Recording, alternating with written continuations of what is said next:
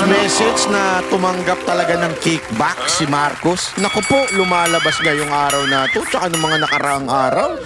Ang lupit po talaga nga ng mga meron ng ebidensyang unti-unting lumalabas na hindi po si Romualdez lamang ang mastermind, kung hindi mismong si Bongbong Marcos. Naku po. Gago! Alam mo pag mga ganyang klaseng balita yan, pag may ebidensya, sana naman pakinggan at hindi lang basta-basta sasabihin na naman nung palingkera dun sa Malacanang na fake news yan. Kasi merong ebidensya na lumalabas At hindi po ito nanggagaling sa mga vlogger laang. Baka sabihin ninyo galing sa vlogger ito. Hindi po. Nanggaling po ito sa mga congressman din. At sila mismo nakakita. Marami po silang nakakita nung text message na yon. Naku, yari ka, huli ka. Gago! Pero meron nga tayong sinasabi, huli pero hindi kulong. Gago! Para yung mga jowa ninyong lagi nagpapalusot, di ba? Huli pero di kulong. Anyway, yan ang ating pag-uusapan ngayong araw na ito. Yang issue na yan. At marami pa tayong pag-uusapan. Etong mga banat ni Senator Robin. Ako, malupit to si Senator Robin. Talaga nga naman. Alam mo, etong tao na ito, hindi ho ito traditional politician. Etong tao na ito talagang pagbumanat. Naku, banat talaga. Dapat dito membro sa Banateros. Kasi kakaiba ito Pwede kaya natin itong gawing, ano yung tawag? Honorary member ng Banateros. Dahil nga naman napaka-tindi ng banat nito. Ano natin siya, sabitan natin siya na medalya. Tapos pag-uusapan din natin, tangina, walang katapusang issue sa China. Alam mo, yung issue sa China na yan, panakip-butas talaga yan sa flood control. Kasi alam ng mga Pilipino, yung mga iba, kaya nila sinasalsal yan. Wala nang kwenta yung usapan tungkol dyan Tangina, usapan lang naman, basto si Tariela Yun lang naman Yun lang naman ang pinopoint out ng mga senador. Basto si Tariela at ang ating presidente ay nag-e-effort na kausapin ng China. Tapos may isang general na kupal kung ano-anong sinasabi.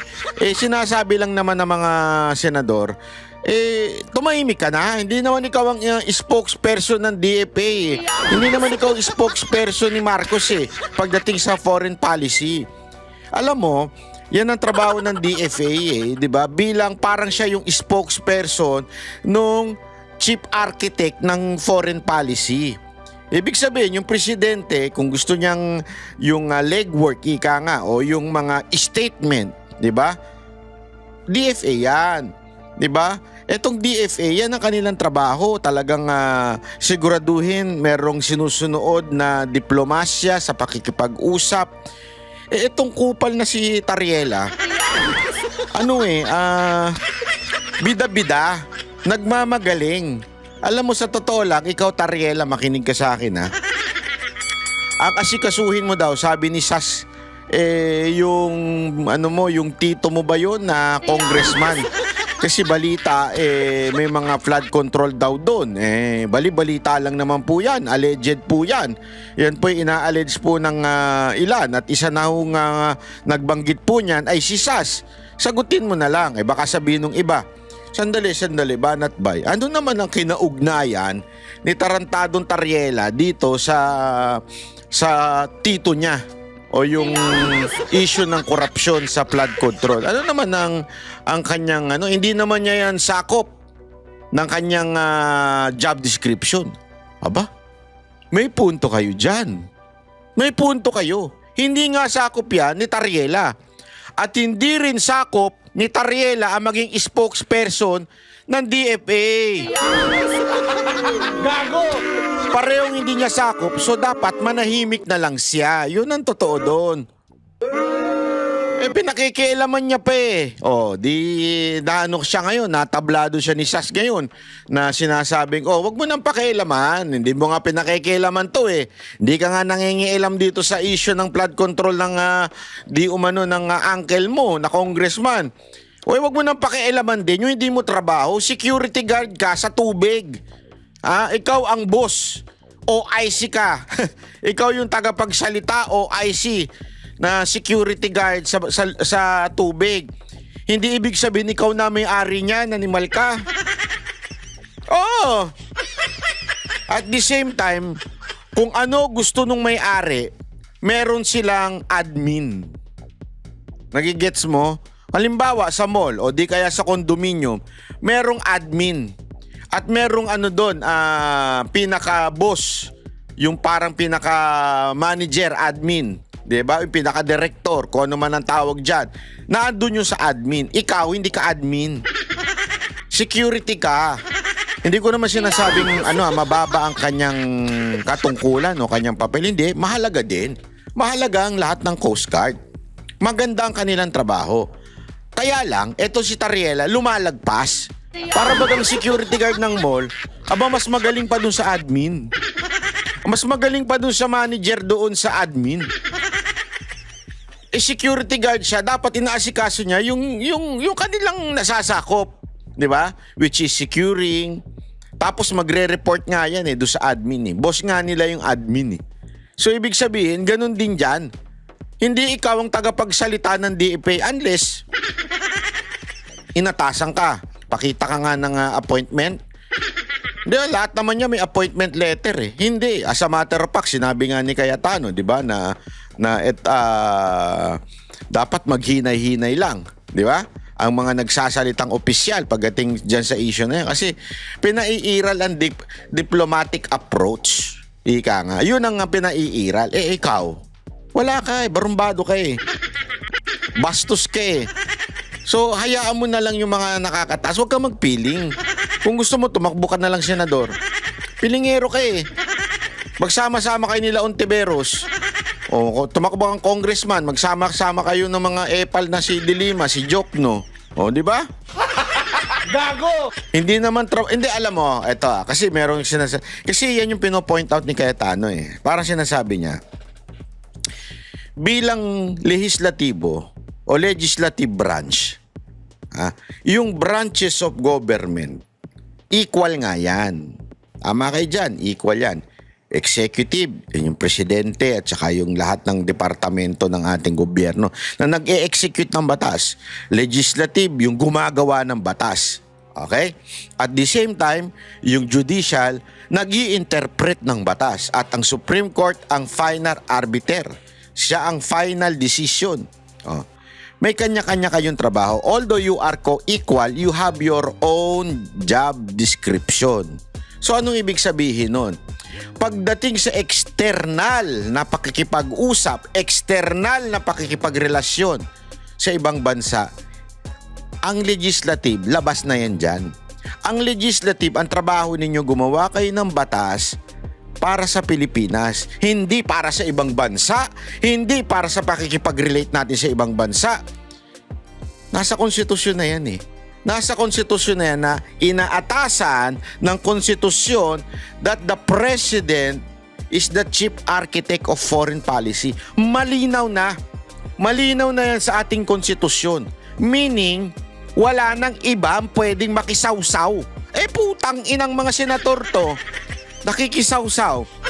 Tapos, pag itinutuwid sila nung mga matitikas dyan, tulad ni Marcoleta, ni Cayetano, pag sila tinutuwid dun sa kanilang katangahan, nung iba nilang mga kasamahan, tatawagin na silang tsinador. Alam mo kung bakit? Diyan sanay si Llamas Tandaan ninyo si Llamas, di ba? Dating aktivista yan, dating makakaliwa yan, dating komunista. Ewan ko, hanggang dati na lang ba? Baka hanggang ngayon, di ko alam Pero dating ganyan yan. Kaya sanay yan sa propaganda. Alam mo naman ang makakaliwa. Alam mo yung style na makakaliwa?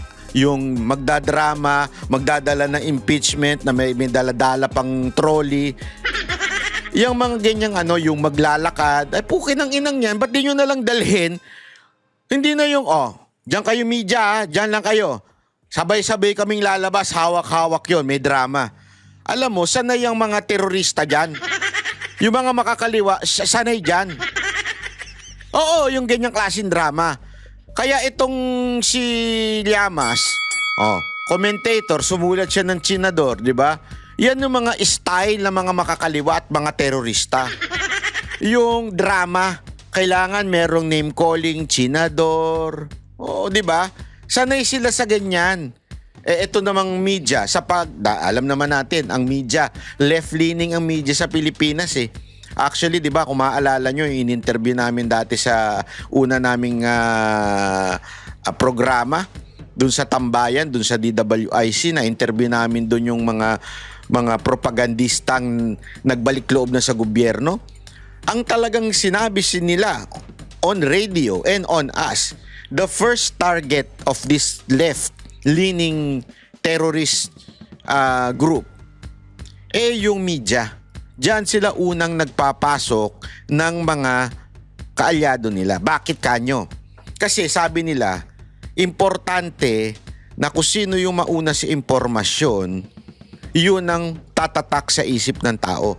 Whether it is a lie, whether hindi mo napatunayan, basta unang ikaw nagbitaw niyan, tatatak yan sa utak ng tao. Yung mga bawi, yung mga kabig, yung mga hindi ang tawag doon yung para bang tinutuwid nila yung sinabi nila, hindi na pakikinggan ng tao yun. Ang importante yung unang bitaw. So pag sinabi ng media na chinador, hindi na pakikinggan yung explanation. Hindi na papakinggan kung sino lang ba yung mga yon. Basta sasabihin nila, chinador si Cayetano, chinador si Marcoleta. Kasi ganun sila kagaling pagdating sa propaganda. Kaya nga duda ako dito kay Llamas eh. Gago! Kung talaga bang hindi na ito makakaliwa, duda ako dito eh. Tandaan ninyo, dating makakaliwa ito. So, duda ako kung talaga bang tumiwalag na siya dyan, porket naging balalay siya ni Pinoy nun. Pero halatang sanay sa kasinungalingan. Kasi iba yung sinasabi niya kay Cayetano noon at iba yung tono niya ngayon. Dati sinasabi niya kay Cayetano na na kumbinsihin daw si Pinoy na alam mo yon, maging diplomatic sa China o ibig sabihin maging friendly.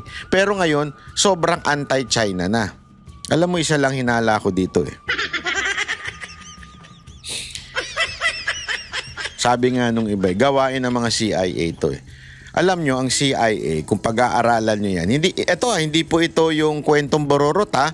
Ito po yung kwento talaga ng pag makikita ka sa mga documentary at bagiting sa buong mundo. Ang Amerika, pakailamero yan eh, through their CIA. Kumukuha sila ng mga kaalyado. Gusto kasi nila, kaalyado yung bansa kasi nakikinabang sila. So pag hindi nila kaalyado, manggugulo sila. Bakit? Para pag nagkaroon ng gera, tatakbo sa kanila kasi sila ang nagpo-provide ng weapons. 'Di ba? Ayan ang kanilang bentahe. Wala nang pera ang Amerika eh. Totoo lang ha. Hindi ako nagbibiro. Nung huling punta ko nga dyan, tangina, squawk. Maganda lang, malamig. Pero kung ikukumpara mo na sa ibang bansa, wala na. Squawking na, Brad. Wala nang pera. Pasensya na ha. As in, yung konting dolyar lang, nirereklamo na ng tao. Squawking na ekonomiya nila eh. Sila, kumikita na lang, hindi dahil sa gold reserves. Hindi na sila kumikita doon, kumikita sila sa gera. Kaya tuwan-tuwa sila pag may gera, guguluhin nila. At the same time, itong nangyayari na ito sa Pilipinas at China, pag nagkaroon ng gulo dyan, makikinabang sila. Kaya nga pinupuntir nung panahon ni Pangulong Duterte, bakit di natin ayusin? We are all Asians. Dapat tayong Asians, kaya nga meron tayong may masamahan tayo eh. 'Di ba? May samahan tayo, dapat tayo nag-uusap-usap. We negotiate to each other. Tayo dapat, kasi remember, mas malapit ang China sa atin kaysa sa Amerika. So, kung alam mo, ang daming negosyo na naipapasok sa Pilipinas ng China, mga factory, ang dami dito. Bakit ginugulo nito? Tanungin ko kayo. Ito, practical na lang na tanong eh. May pakinabang ba tayo sa Amerika? Honestly, aside from this, nakakapanood tayo ng Netflix, at saka ng Amazon Prime. Ano pa ang pakinabang natin dyan? Pagdating sa ekonomiya? Wala. karamihan talaga kinukuha natin sa ibang bansa.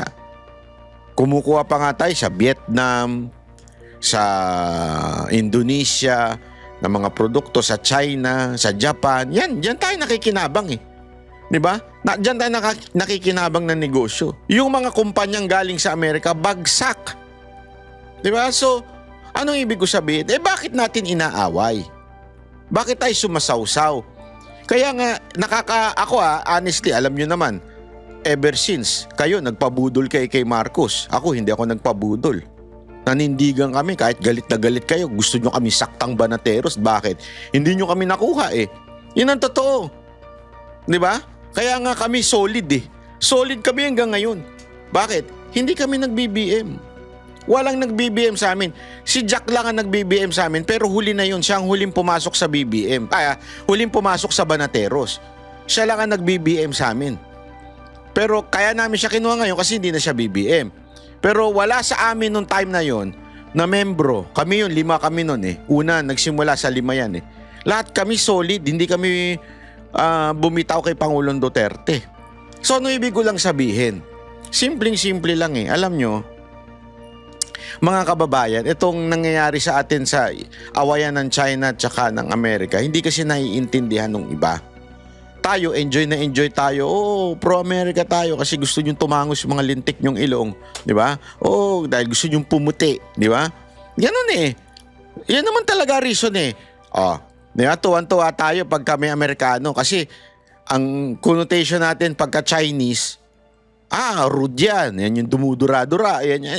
Alam mo, maraming loko-lokong Chinese. Sa dami kasi nila eh. Madami sila. Maraming loko-loko pero maraming matino. Sa katunayan, kung papansinin nyo ngayon, karamihan ng matagumpay na kumpanya sa Pilipinas ay Filipino-Chinese. Ano ibig sabihin nun? If, bantakin nyo kunwari, meron na tayong galit sa China noon, baka itong mga Chinese na nagpunta sa Pilipinas, na kaya naging Filipino-Chinese na yung mga anak nila, hindi natin pinapasok noon. Ang daming negosyong nawala. Ang daming wala tayo. Wala tayo siguro SM, wala tayong Philippine Airlines, wala tayong Jollibee. Alam mo yun, ang dami. Pero dahil noon walang takot, hindi pa inaano yung fear sa mga Chinese, malaya sila, nakakapagnegosyo. Ngayon, para bagang talagang binabahira natin sila ng pangit sa mga yan. Alam mo, galing kami Davao. Di ba alam naman natin magandang relationship ng China at Davao? Bakit? Kay Pangulong Duterte, kay Pastor Kibuloy, sa mayor nila ngayon, magandang relasyon ng China at saka ang Davao. Punta kayo ng Davao. Alam mo, hindi sa pagbibiro kulang na lang talaga lumamig dun eh. Bakit? Pag lumamig na dun, para ka nang nasa ibang bansa. Kasi matino, maayos, malinis, mabait ang tao, malambing magsalita, hindi rude. Hindi katulad natin dito sa Maynila. Totoo naman. Bastos, ang ingay, yung tambutso, kaliwat kanan, brrr, brrr. Doon, wala. Alam mo yun? Yung takbo ng sasakyan, hindi yung napakaraming kamote. Wala. Halos wala ka makikitang kamote doon. Kasi nga naman, talagang takot sila magpatakbo ng mabilis dahil kaliwat kanan ng camera, kaliwat kanan ng checkpoint. Saka nakakita nun. Tapos ang mga infrastructure, puro tinulong ng China sa Davao. Bakit? Sinakop ba? Sa totoo lang, putang ina, mas maraming inchik sa Maynila kaysa sa Davao eh. Walang biro. Pumunta kayo sa Malate, pumunta kayo kung saan. Punong-puno ng Chinese, sa mga kondo, punong-puno ng Chinese. Ano ibig ko sabihin? Bakit yung Davao, di naman nila sinakop? Nagnegosyo lang sila, ang ganda naman. At the same time, pag may makita kang Chinese, matino. Kasi maganda ang relasyon. Yeah? Maganda yung relationship doon. Dito, ginagawa nating demonyo kagad sila. Tapos etong nakakahiya tayo, alam mo, sampal sa atin yung sinabi ng ambasador. Ginagawa nyo kaming panakipbutas ninyo sa korupsyon ninyo eh. Ayusin nyo muna yung mga sarili ninyo. Parang ganun ang tono nila. Hindi ko sinabing verbatim to Parang ganun ang tono nila. Ayusin nyo muna yung sarili ninyo bago nyo kami banatan. Hindi nga kayo maayos. Alam mo, ang sakit sa puso nun. Yun ang tinatawag na sampal. Tama eh. Bago kayo magalit sa amin, bago kayo magreklamo sa amin, ayusin nyo muna yung problema ninyo. Mga gobyerno ninyo, korap. Mga government official ninyo, puro magnanakaw. Yun ang talagang makikita mo na tangina, oo nga, ano? Bakit ba natin sila pinakikialaman, inaaway? Eto ngang mga korap sa atin. O yung putang ina, nakabarong pa. Nandun, sa kamera. Tuwan-tuwa. Nung dumating si Romualdez, kulang na lang, punasan. Dinaig pa yung yung ano ba yun, yung Nazareth, dun sa Quiapo.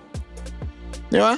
Nung dumating si Romualdez, may nakita ako, halos lahat talaga naglapitan sa kanya. Parang, boss, kamusta na yung komisyon natin dyan? Parang ganun eh. Di ba? Oh. Bakit nga? Gusto kasing pagtakpan ang flood control, korupsyon ng gobyernong ito. So gumagawa sila ng iba't ibang issue. At isa na nga po dyan yung etong sa China po. Ito panoorin nyo ito na alam mo nung pinanood ko to, sabi ko tangina nga naman parang gago rin eh. Ito. Bago pa ang alegasyon kapalitan Bakit walang tunog yan? Ayan. Ito medyo bigyan muna natin yung mga hindi po masyado nakasunod ito mga nakaraang araw tulad ko dahil tayo nga po ay nagpunta at nakiramay po tayo sa pamilya Duterte. Alam mo, marami. Ako, ito muna bago pala simulan yung bago tayo gusto ko lang magbigay ng konting tribute at kwento. Gusto nyo kwentuhan ko kayo tungkol dito kay Sir Bong Duterte. Si Sir Bong Duterte, kapatid po yan ni Pangulong Duterte. Alam nyo, si Sir Bong Duterte ang isa sa mga dahilan kung bakit nanalo si Pangulong Duterte. Walang biro ito. Hindi ho, aside syempre, katulad nila Pastor Kibuloy, sila lang yan eh. Sila Johnny Basco, sila Pastor Kibuloy, pamilya Duterte, at saka itong si Sir Bong Duterte, yung namatay na po na kapatid ni Pangulong Duterte. Alam mo, yan ang nasa background lang. As a matter of fact, isa kami sa mga kinuha niya noon, yung Mocha Girls, si Mocha, na nagpe-perform. So maraming team yan na nag-aasikaso, iba-iba. Nandun kami sa team ni Sir Bong Duterte. Kami, basta ang focus namin, pakikinggan namin yung direksyon niya. Kasi iba-iba, kanya-kanyang ipalan na syempre kami, ba't kami epal dyan? Doon kami sa kapatid. Di ba? Kasi itong kapatid, alam niya kung saan kailangan ng entertainer, kung saan kailangan ng mga tumutugtog habang inaantay si Pangulong Duterte. So somehow, naging close kami doon kay Sir Bong Duterte. At sabi ko nga sa inyo, without him, ang laking kawalan doon sa kampanya ni Pangulong Duterte. Totoo yan. At the same time, without him, hindi ko nakilala si Pangulong Duterte. Kaya ang laki ng utang na loob ko dyan sa tao na yan. Dahil because of him, na-meet ko at naging somehow kaibigan ko ang isang best president ng Pilipinas. I owe it to him. Ito ang pinakamatinding revelasyon ko sa inyo. Alam nyo, etong si Sir Bong Duterte, kung ano siya nung na-meet namin na hindi pa presidente si Pangulong Duterte, at noong presidente na si Pangulong Duterte, at nung natapos si Pangulong Duterte, during that time, every time pumupunta kami ng Davao, nakikipag-meet kami sa kanya, iinom konti. Kasi social drinker yun. So inom-inom kami. Siya nga nag-introduce sa amin ng makalan So inom-inom kami. Kausap namin siya, wala kang maaamoy na yabang. Parang hindi anak ng parang hindi kapatid ng presidente. Kinikwento niya kung gaano kapayak yung kanilang pamilya na talagang magugulat ka Yung magugulat ka na kumakain lang sila kung saan-saan, ayaw ng VIP, kahit si Pangulong Duterte ganun. Kaya yung ginagawa ni Pangulong Duterte na nakikita ninyo na walang pa VIP, nasa pamilya nila Ganun sila pinalaki. Bawat isang Duterte, yung lehitimong Duterte yung alam mo yon, yung talagang sila Pulong, sila Baste, sila BP Sara, sila Serbong Duterte, yung talagang mga Duterte, at saka yung mga anak-anak pa nila. Marami yun, hindi ko na mabanggit lahat. Pero lahat sila, iisa yung common denominator, ano yun? Hindi magarbo, hindi mayabang, porket anak, o kapatid, o kamag-anak. Basta sinabi mong, pag may Duterteng nagyayabang, ipupusta ko sa'yo, hindi close yan sa mga Duterte. Pag may Duterteng nagyabang at nagmalaki at sasabi sa gitna, Duterte ko, hindi Duterte yan. Kasi mahihiya ka dahil yung mga mismong anak at mismong kapatid, sobrang humble. Mula simula, mayor pa lang, hanggang presidente, at nung nag-retire na si Pangulong Duterte, hindi sila nagbago. Yun ang isang bagay. Kaya ako nakikiramay po ako sa pamilya. Kanina po hinatid na. At nagpapasalamat kami kasi pasensya na rin po doon sa mga kaibigan ko nagme-message sa akin at sinasabi nilang gusto nilang pumunta doon sa lamay ni Sir Bong Duterte. Pasensya na po dahil talagang sabi nila is family only and the Banateros. Hindi ako nagbibiro dito. Bilin mismo yon ni Sir Bong Duterte na Banateros lang ang at yung pamilya lang. At nakakagulat nga kasi ayoko sana ikwento to pero kailangan ko ikwento to for the sake of maintindihan ninyo yung konteksto. Alam mo nung pinakita sa akin, hindi ko na lang mga huling araw ni Sir Bong Duterte pinakita sa akin.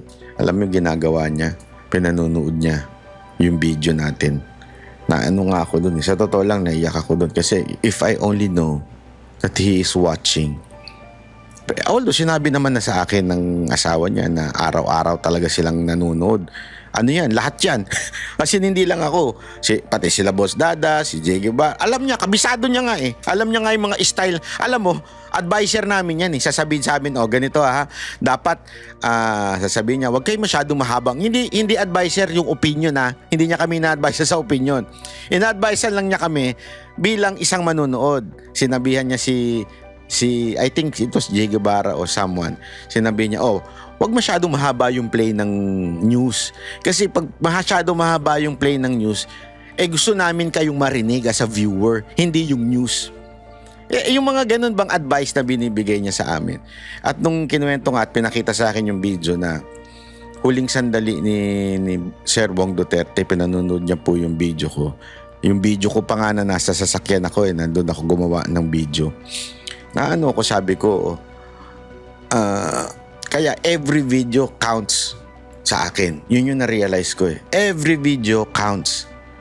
Kasi I do not know, maybe someone na nanonood sa atin ngayon would be, alam mo yan, hindi ko naman wini-wish. I mean, last time niya nang mapanood ako. And I hope I could give you a little hope and pag-asa at encouragement. Kasi siyempre, nung sabi ko nga kung naalam ko lang yun, talagang sana nagbigay na ako na. Kasi tinago hindi nila sinasabi na nasa ospital. Nalaman na lang namin na ganun na wala na si Sir Bong.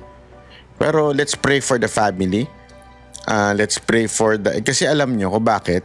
Nakita nyo yung post ni ito secret to pero nireveal ko na sa inyo. Gago rin ako yung post yung post ni VP Sara Duterte. Sino yung mga nandun? Nandun si Sir Bong Duterte, sila Ibasco at few people na nandun.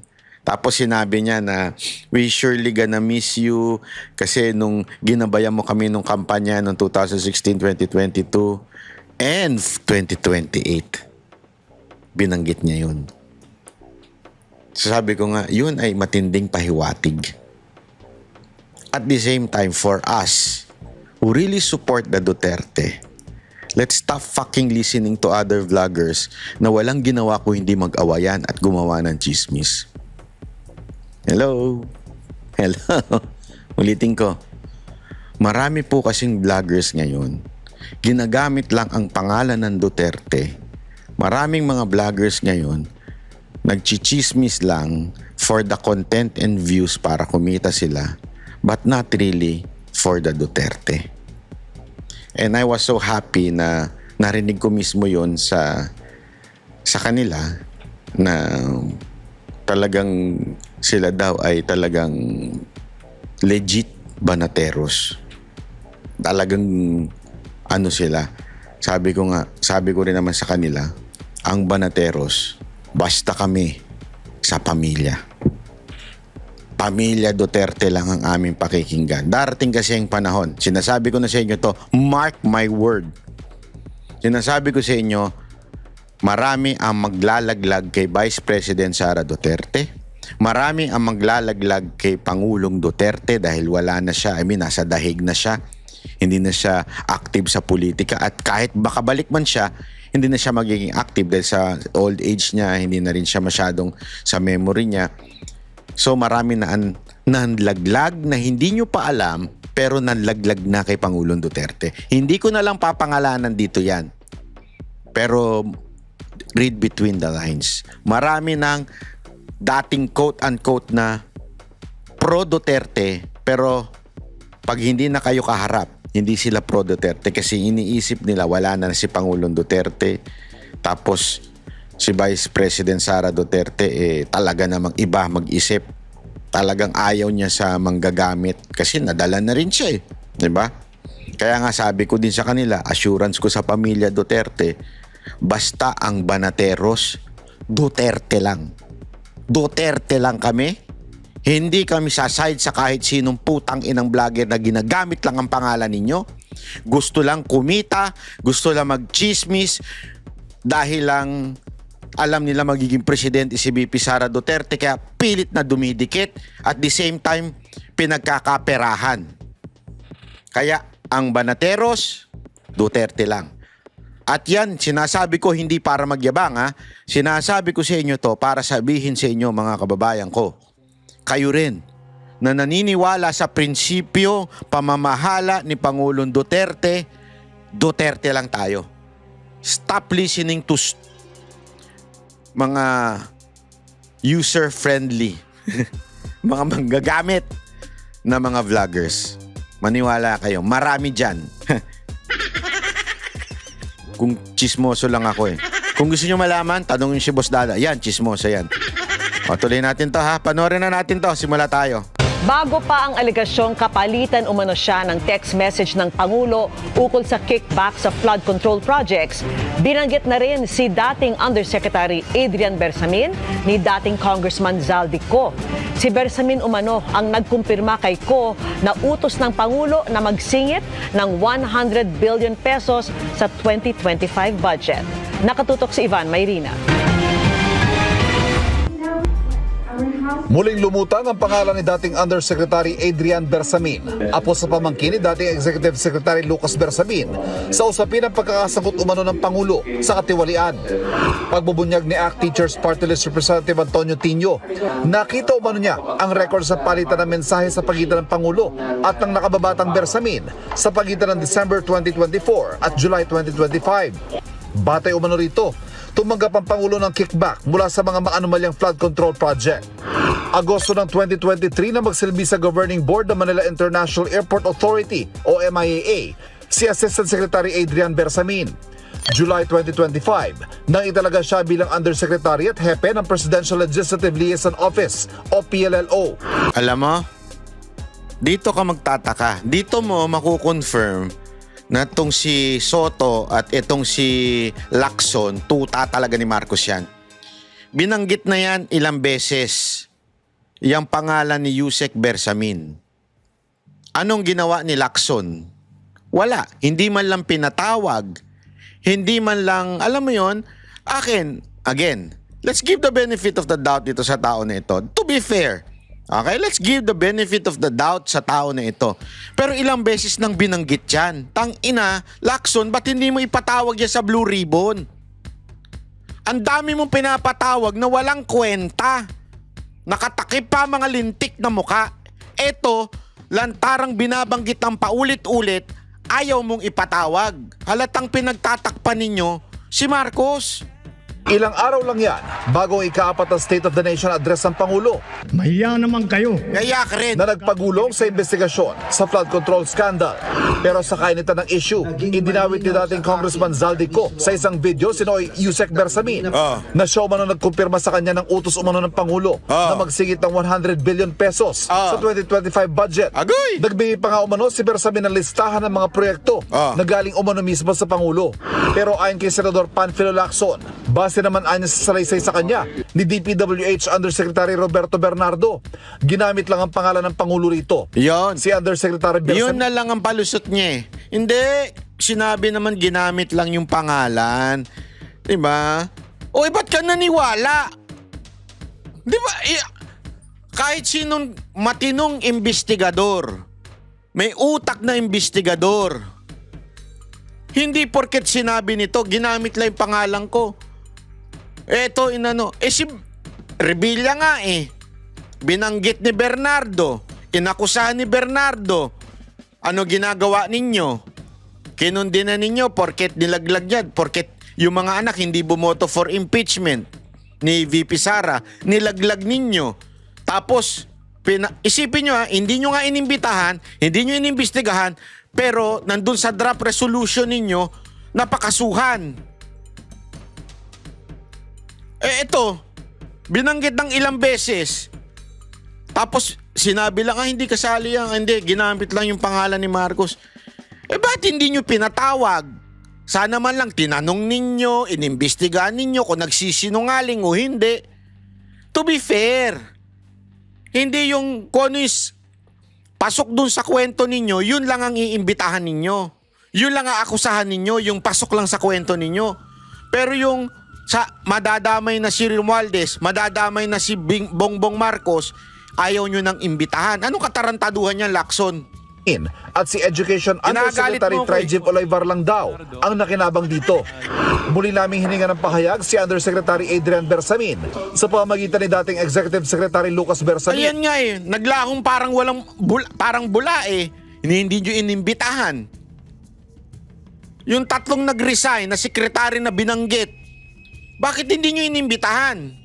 Putang inanlokohan to Pero hindi pa kanya ito sasagot o magbibigay ng reaksyon sa ngayon. Pero nangako nakatatandang Bersamin na sasagutin ng apo ang mga alegasyon sa takdang panahon. Dati nang itinanggi ni Bersamin at ni Olivar ang mga alegasyon.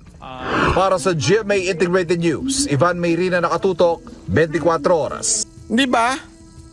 Ito, panoorin nyo to Makikita ninyo yung a little bit story about this text message di umano allegedly ni Bongbong Marcos mismo ni Bongbong Marcos, text ni Bongbong Marcos. And joining us this morning is Caloocan 2nd District Representative Egay Eriza himself. Good morning, Congressman, and welcome to Morning Matters.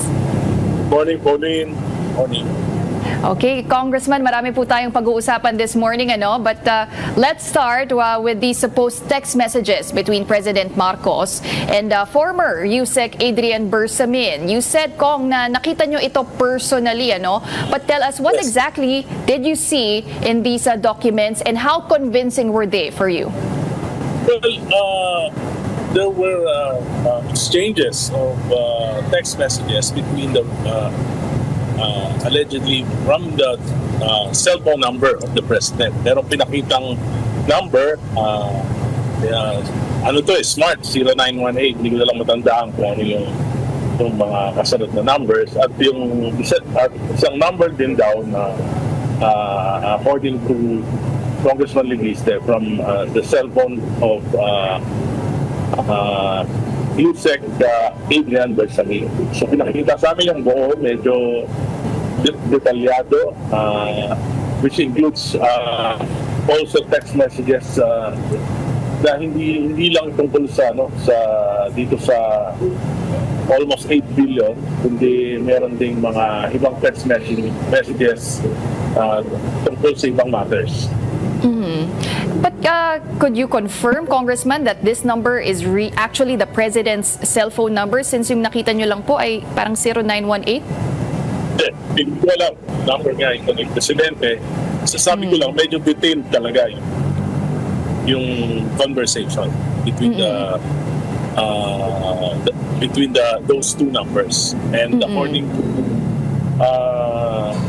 Congressman Libiste, got hold of it because Yusek Bersamin went to his house to prepare an affidavit after Senator Lacson, chairman of the Blue Ribbon Committee, named the Bersamins as recipients of the Bernardo 8 billion kickback. So, natatakot sila na maging fall guy sila. So, gumawa sila ng affidavit doon sa bahay. Pinakita ni in one instance, pinakita ni Congressman Libiste yung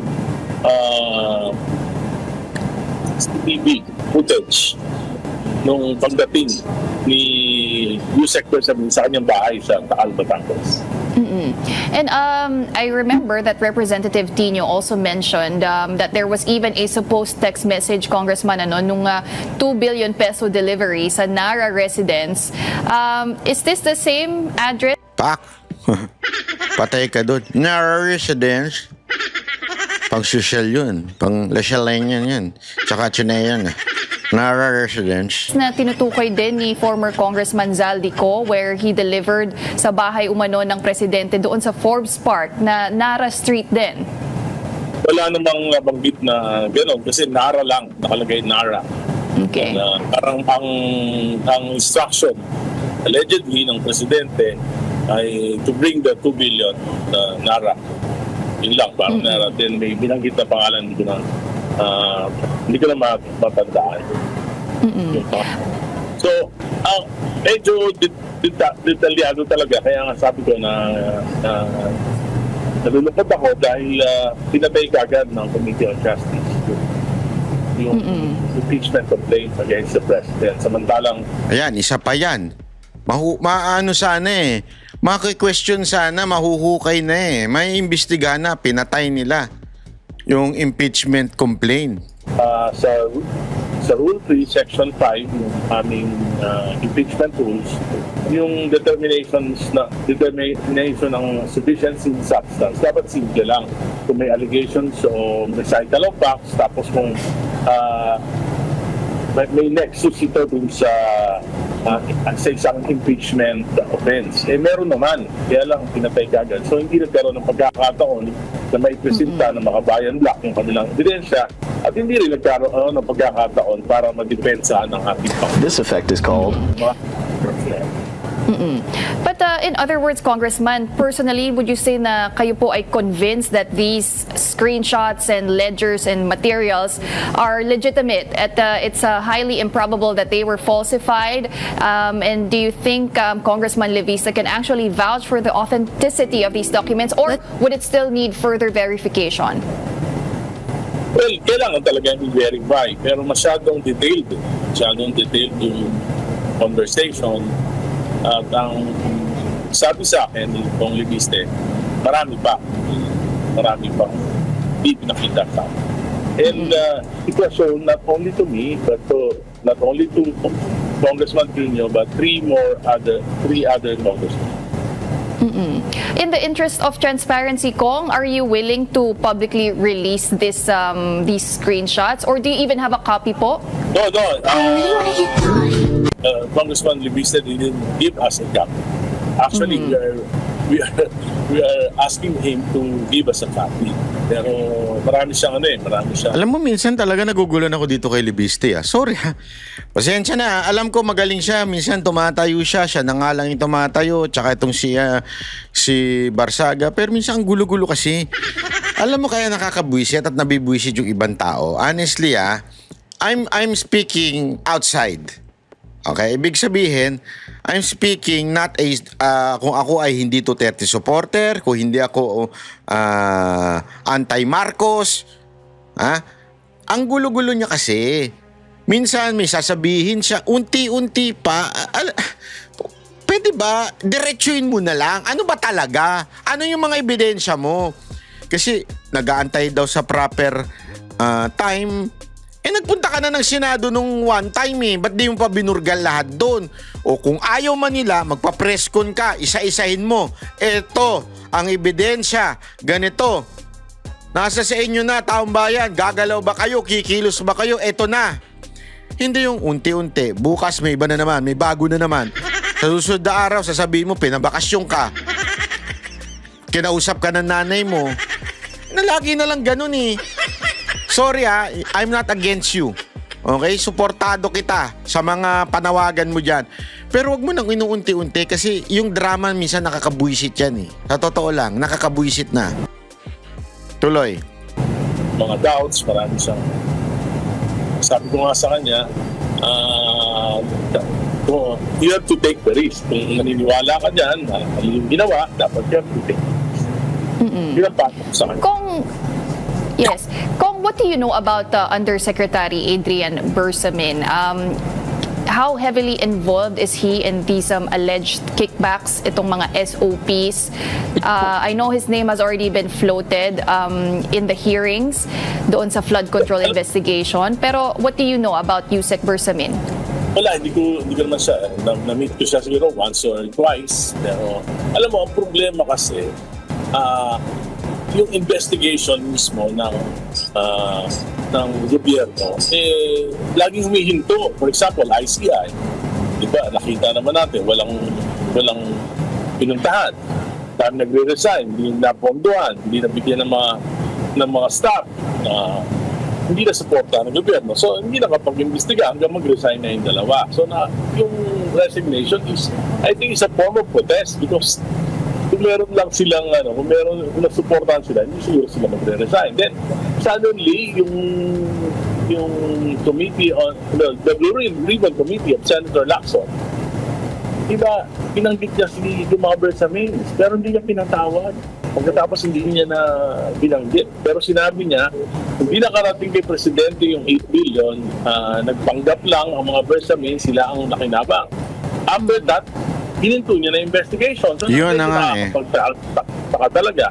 Tapos ito namang impeachment complaint, may paraan na sana para mailabas yung mga ebidensya, pinatay din kagad. So nakakapagtaka. Pero ako, siyempre, simple lang sinasabi ko, matagal na. 2023, 2024, 2025 national budget. Unprecedented in the history of our country, 1.45 trillion in insertions, diversions, and amendments. Nakalaan para sa mahalagang proyekto ng gobyerno, inilipat para sa mga flood control at mga maanumalyang proyekto. Bakit pinayagan ng Pangulo? Hindi niya na-explain. Bakit siya pumayag? Hindi naman isang taon lang, baka napalustan siya, pero 3 taon sunod-sunod. Yun talaga yun. 3 taon sunod-sunod. Tapos, wala lang. Walang substance daw yung impeachment sa kanya.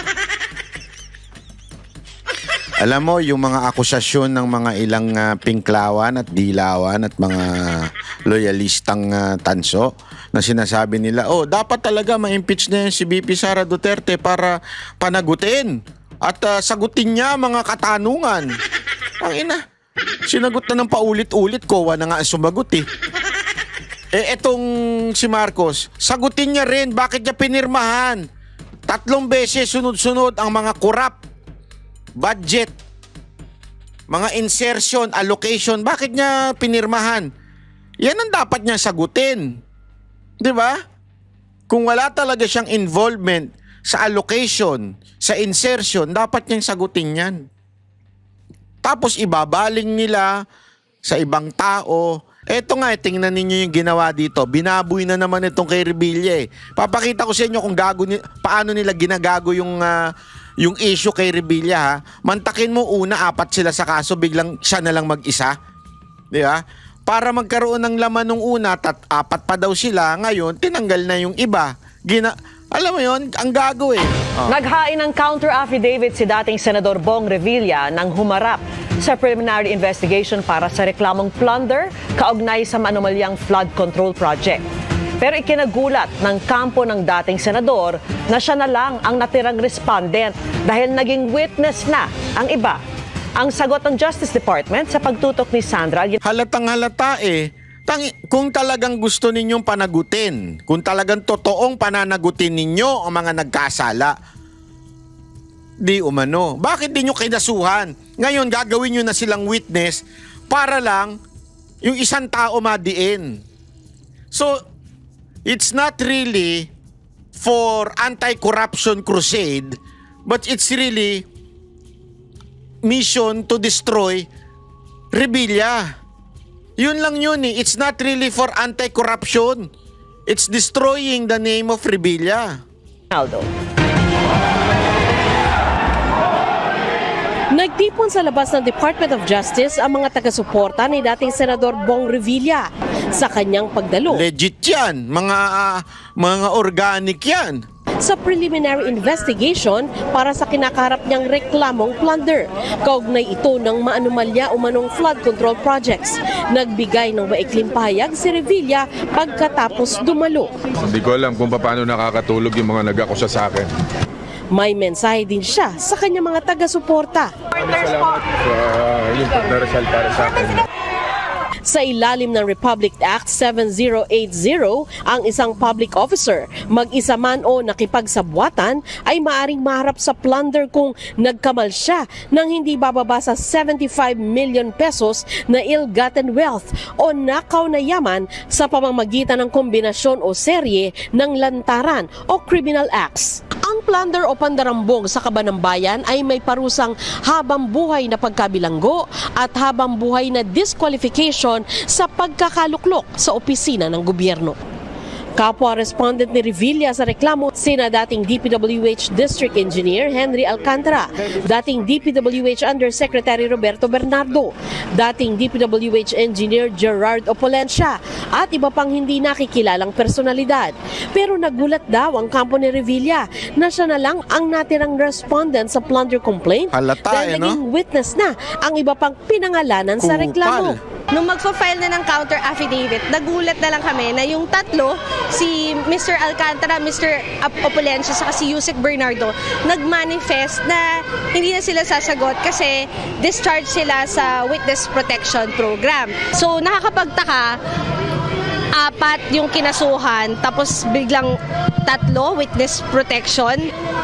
So, what? Halata, yun yung tinatawag na halatang halata. The mission is really Revilla. It's not really for anti-corruption. Crusade nitong mga ulol na to. It's really si Revilla lang gusto nilang idiin. Na lang. Paano nila kaya mapapatunayan ang sabwatan?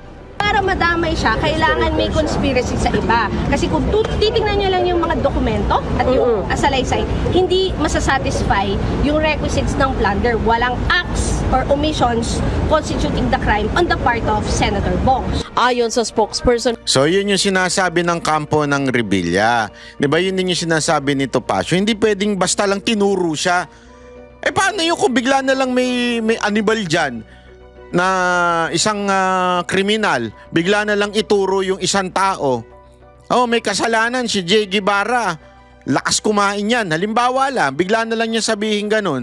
Siya ay nagnakaw nung ulo ng lechon, hindi si Boss Dada. Kasi nagagawan sila sa ulo ng lechon eh. Biglang itinuro, 'di ba? Si Jay Guevara. Si Jay Guevara talaga kasi mas mataba na si Jay Guevara ngayon. So sasabihin niya, si Jay Guevara talaga ang kumuha ng ulo ng lechon. Oh, dapat merong collaborating evidence. Ano pa ibang ebidensya mo basta ka lang nagturo? Oh, yung pa lang nagturo si Boss Dada, 'di ba? Gago! Siya naman pala talaga yung mahilig sa ulo ng lechon. Inuwi niya lagi ulo ng lechon kaya lang, sabi niya, nagkahulihan. Kung sino yung kumuha ng ulo ng lechon. Alam ko na gagawin ko. Aamin ako. Sasabihin ko, naging parte ko pero inutusan lang ako ni Jay Guevara kunin yung ulo ng lechon. Hindi pwedeng gayon. Di ba? Wala man lang kasamang iba. Labo talaga, oh. Gago! Ganyan kasi ang style nito mga tarantadon to Hindi, walang biro. Ayan talaga yung kanilang style. Para, alam mo na, para lang magkaroon quote-unquote big fish para magkaroon ng quote-unquote mastermind, di ba? Kasi nga, diversion. Imaginein mo divert na eh. Hayop from Revilla, China. Ano pa? Ngayon si Robin, isa pang diversion to. Totoo naman yung sinabi niya eh. Alam mo ako magalit na ka rin kayo sa akin. Pero putang ina, weak talaga mga kabataan ngayon. Totoo yan. Alam niyo yan, matatanda kayo.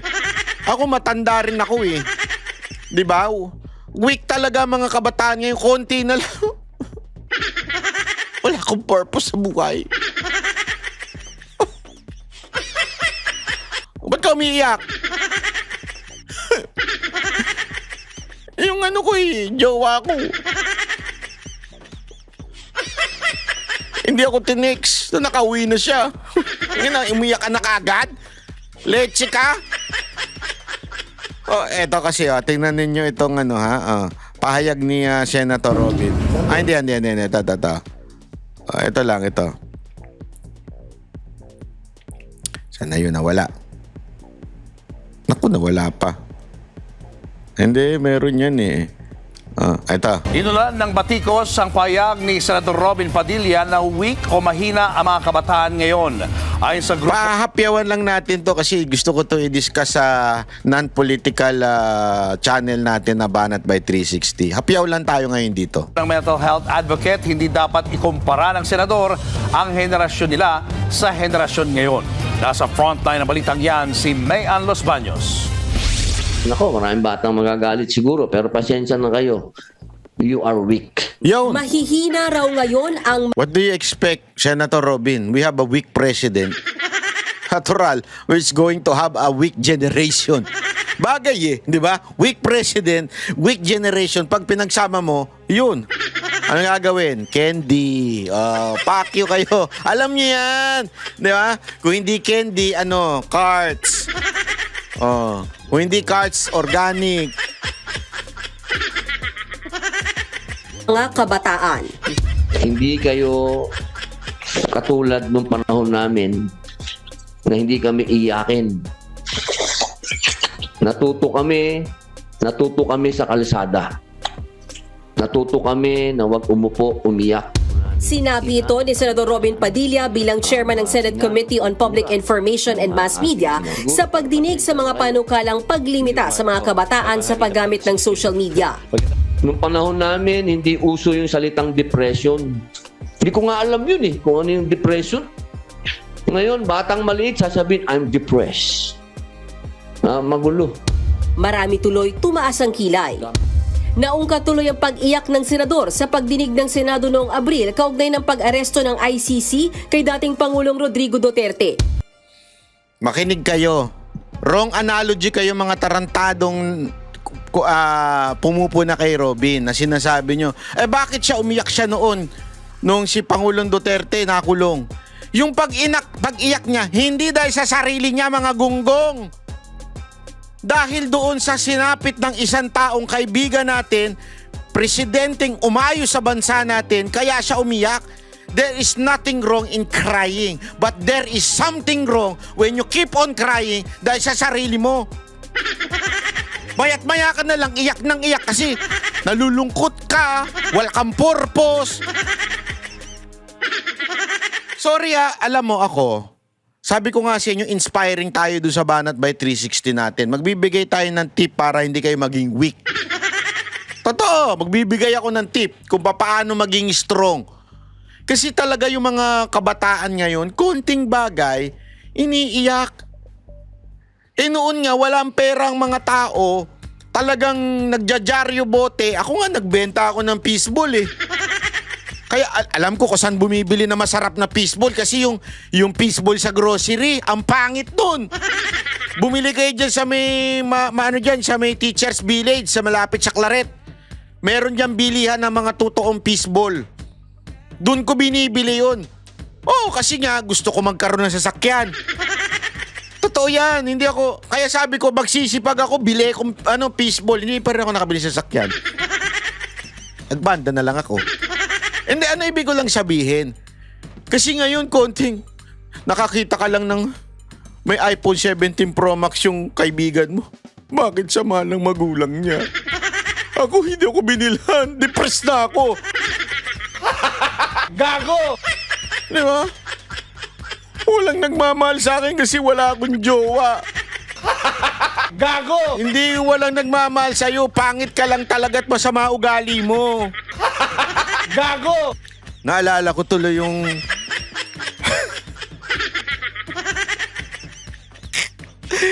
Ang ganda ng kwentuhan namin kapon kay Baste eh.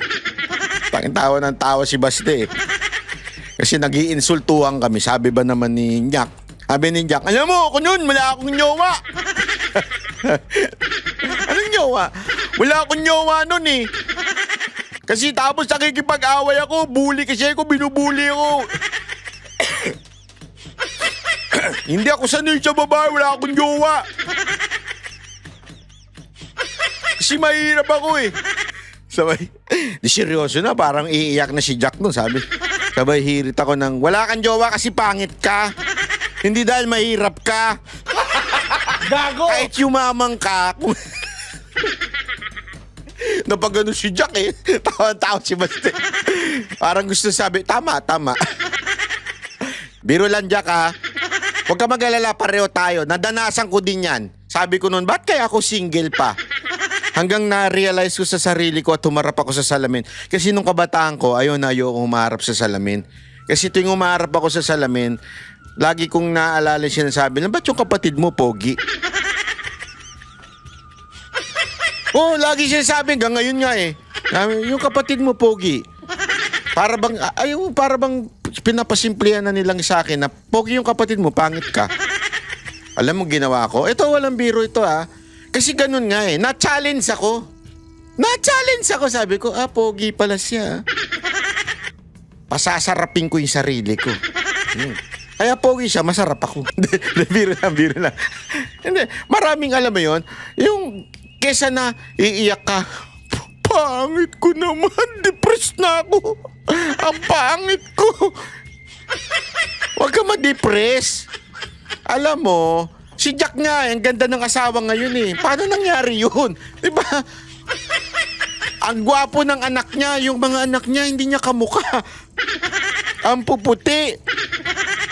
Pag talagang parang anak ni Baste, ganun ang itsura ng anak niya. Hindi niya talaga kamukha.